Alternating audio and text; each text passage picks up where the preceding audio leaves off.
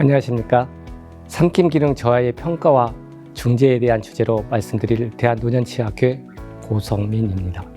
저희 대한노년치의학회는 전신노쇠와 구강노쇠와의 연관성에 대해 인식하고 구강노쇠의 조기 진단 및 대응으로 전신노쇠로의 진행을 조기에 차단할 수 있음에 착안하여 2021년 8월 구강노쇠의 평가와 중재법에 대한 연구를 착수하고 그 후 치과정책연구원의 연구비를 지원받아 구강노쇠 진료지침 개발을 수행하였고, 개발 과정에 대해서는 4월 12일 강정인 교수의 강의에서 이미 설명되었습니다. 제 강의는 구강노쇠 평가 도구 중 하나인 삼킴 기능에 대한 이야기입니다. 구강노쇠는 노화에 따라 구강 기능이 쇠약해지는 현상과 증상을 의미합니다. 구강노쇠는 전신노쇠를 일으키는 주요 원인으로 구강노쇠를 방치하면 전신노쇠가 심해질 수 있습니다.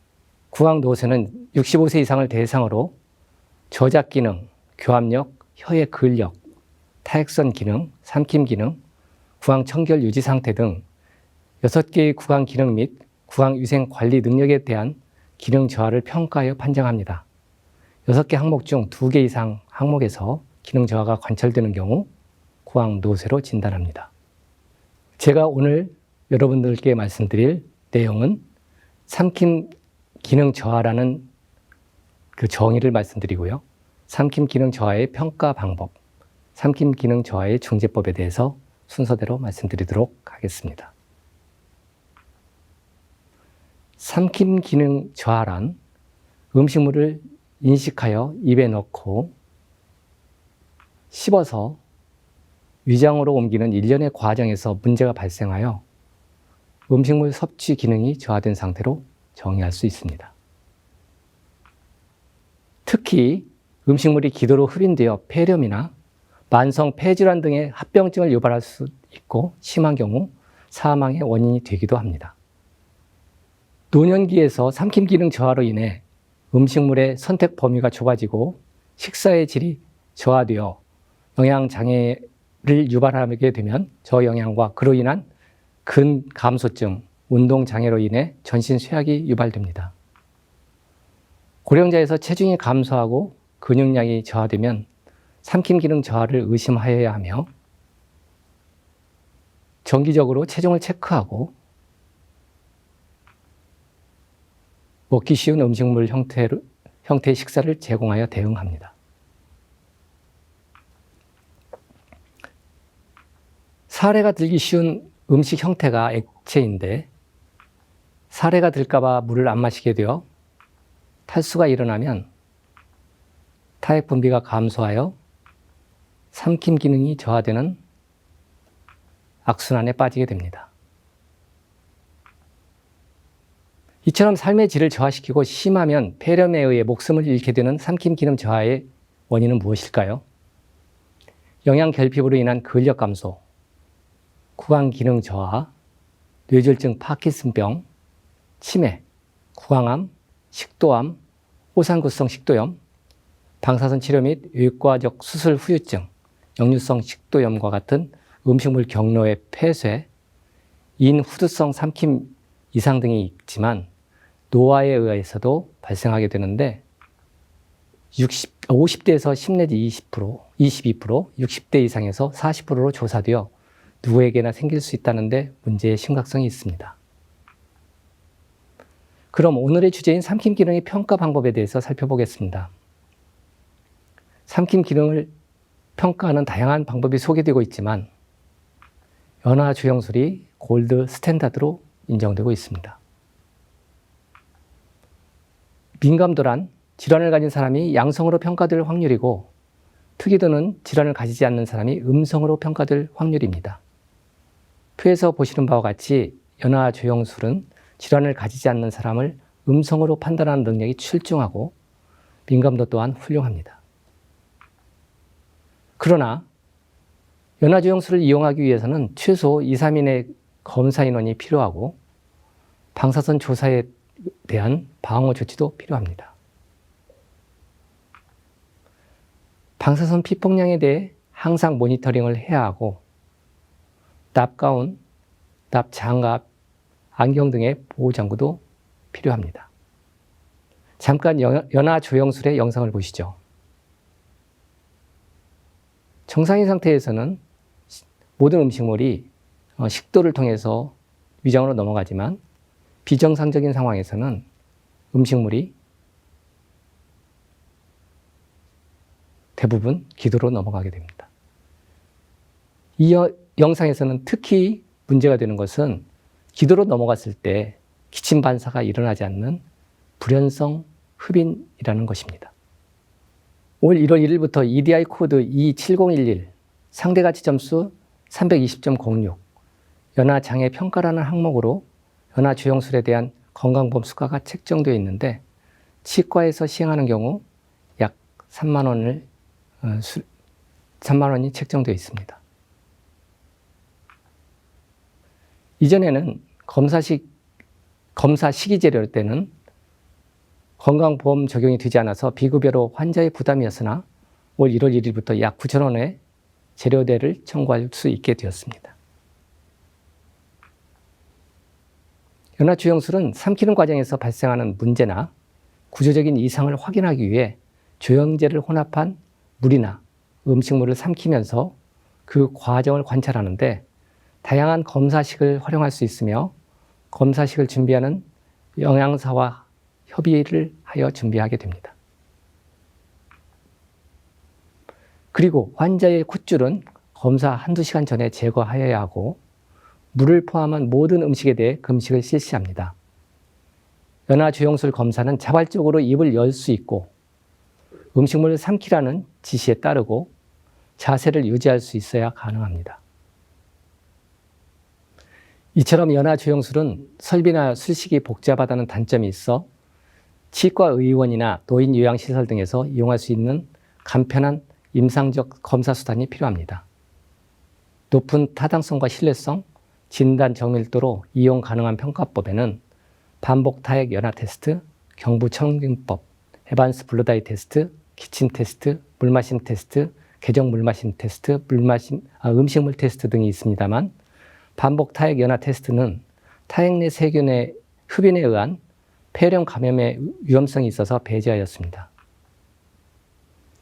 에반스 블루다이 테스트는 4시간마다 1% 농도의 에반스 블루다이를 혀에 떨어뜨려 기관 절개 환자의 기관공에서 누출액이 파랗게 염색되면 흡인이 있는 것으로 평가하게 되는데 치과 의뢰나 지역사회 일반 고령자를 대상으로 하는 진료 지침에는 배제하였습니다.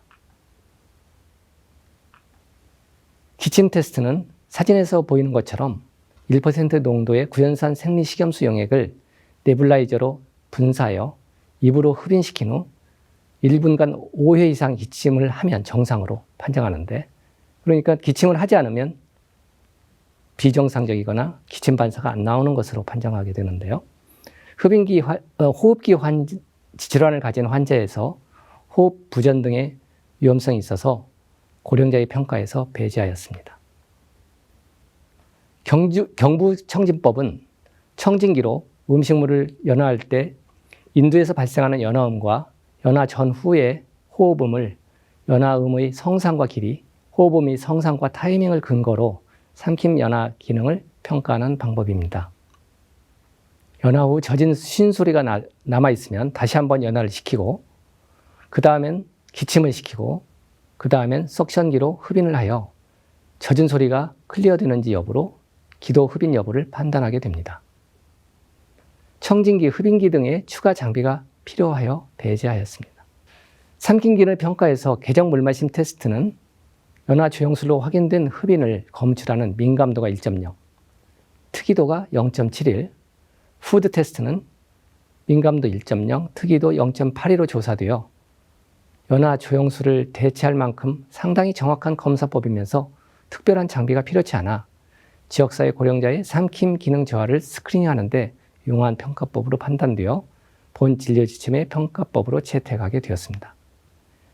개정 물마심 테스트는 1982년 개발된 물마심 테스트를 수정한 방법으로 평가에 사용되는 물의 양을 줄여서 삼킴 기능이 저하된 고령 환자의 부담과 위험성을 감소시킨 것이 특징이라 할 수 있습니다. 개정 물마심 테스트와 푸드 테스트의 평가 방법을 보면 개정물만 심 테스트는 냉수 3cc를 구황저에, 푸드 테스트는 티스푼 1개 분량인 푸딩 4g을 혀의 윗부분에 놓고 연화를 지시합니다. 연화하지 못하고 바로 사례가 들거나 숨이 막히면 1점, 연화는 했지만 숨이 막히면 2점, 연화하였고 호흡도 양호하지만 사례 들거나 목소리가 변하면 3점, 연화하였고 호흡도 양호하고 사례 들지도 않았을 때 4점을 부여하고 30초 동안 2번 이상의 공연화를 시켜서 가능한 경우에 5점을 부여하게 됩니다. 4점 이상이면 다시 한번 반복 시행하여 가장 나쁜 경우를 평가 점수로 부여합니다. 다음은 삼킴 저하의 중재법입니다.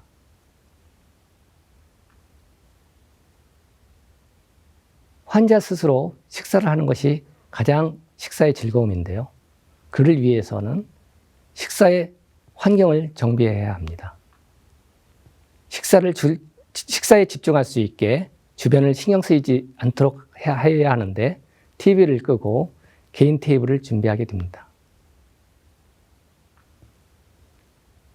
또한 아침 식사의 경우에는 잠이 깼는지 각성 상태인지를 확인하여 식사를 하게 되는데, 만약에 의식이 확실치 않으면 흡인의 위험이 있습니다. 식사 전에 배설을 해야 하는데 식사에 집중이 안 되면 역시 식욕 저하로 이어져서 식사 시간이 즐거워지지 않고 흡인의 원인이 됩니다. 식사 전의 구강 케어는 단지 구강을 청결하게 하는 의미뿐만 아니라 감각 기능을 자극하고 미각, 촉각, 온도 감각을 높이는 효과로 식욕을 끌어내는 효과를 볼 수 있습니다. 이런 과정을 거친 다음에 식사 전에 연화 훈련을 하게 되는데요. 음식물을 삼키는 과정은 음식물을 인지하고 입에 넣고 저작하여 삼키기 용이하게 식기를 만들어 인두로 넘기는 일련의 과정인데, 표는 구강 준비기, 운반기, 인두기, 식도기에서 저하된 기능을 유지 향상시키기 위한 훈련법을 정리해 놓은 것입니다.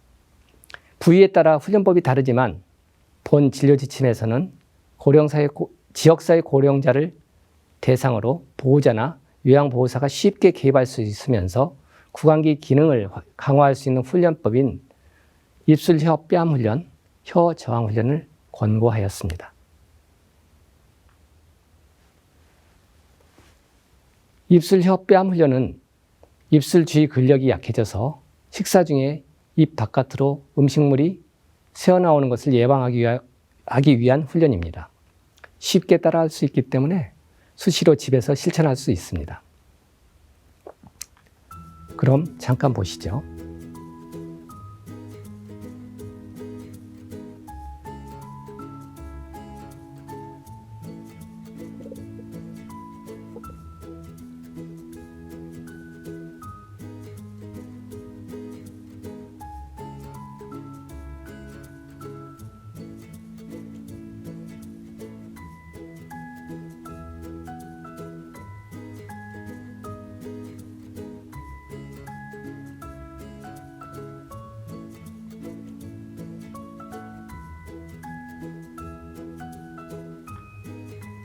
다음은 혀 저항 훈련입니다.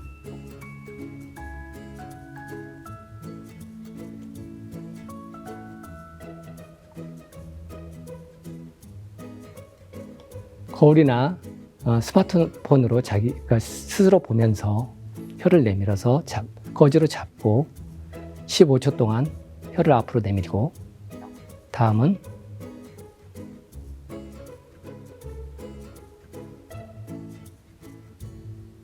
그 상태를 유지한 다음에 다음은 왼쪽으로,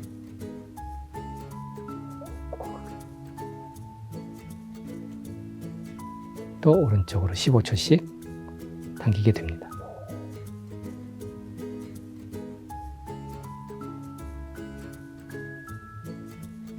위쪽으로도 15초, 또 아래쪽으로도 15초. 이것을 5번씩 반복하게 됩니다. 혀의 근력 약화로 인한 삼킴 기능 저하에는 보철적 중재 방법으로 혀가 구개측에 적절한 압력을 가할 수 있도록 틀니의 구개측 모양을 재형성하거나 혀 접촉 보조상을 제작하여 장착하게 합니다. 혀 접촉 보조상은 혀와 구개 접촉을 얻을 수 없는 환자에서 구개의 형태를 변경해서 혀의 기능 장애를 보완하는 장치로 섭식 연화 기능 저하나 구음 장애를 개선하기 위해 사용되는데, 잔존치아의 유무에 따라 총의치 형태, 국소의치 형태, 그리고 구개상 형태가 있습니다. 제작 과정을 보면 팔라탈 플레이트나 총의치의 연마면에 인상제 어드헤시브를 도포하고 나서 그 위에 핏체커와 같은 실리콘 인기제를 올립니다. 이것을 환자의 입안에 장착시킨 후 혀를 입천장에 대도록 지시합니다. 인기제가 경화될 때까지 기능 운동을 시켜 혀의 운동 범위가 인기되도록 합니다. 경화된 인기제를 석고에 매몰하고 나서 인기제를 제거하면 팔라탈 플레이트와 석고 사이에 공간이 생기게 되고, 그 공간을 의치형 아크릴릭 레진으로 채우고 레진이 경화되면 연마하여 완성하게 됩니다. 이것은 발음을 정확하게 하는 데 도움이 되고, 또 식괴를 혀를 이용해서 뒤 식도로 밀어내는 데 도움을 받게 합니다. 결론입니다. 전신 건강 유지에 필요한 영양 섭취를 위해서는 구강 기능의 유지가 필수적이며, 그 중에서도 삼킴 기능은 안전한 영양 루트의 확보라는 측면에서 삼킴 유지의 절대적인 기능입니다. 삼킴 기능 저하의 평가법은 연화 주용술이 골드 스탠다드이나 설비나 술식이 복잡하다는 단점이 있어서 치과 의원이나 노인 요양시설 등에서 쉽게 이용할 수 있는 개정 물마심 테스트와 푸드 테스트를 평가 도구로 합니다. 지역사회 고령자의 구강기 삼킴 기능 향상을 위해 보호자나 요양보호사가 쉽게 개입할 수 있는 입술, 혀, 뺨 훈련, 혀 저항 훈련을 권고합니다. 경청해 주셔서 감사합니다.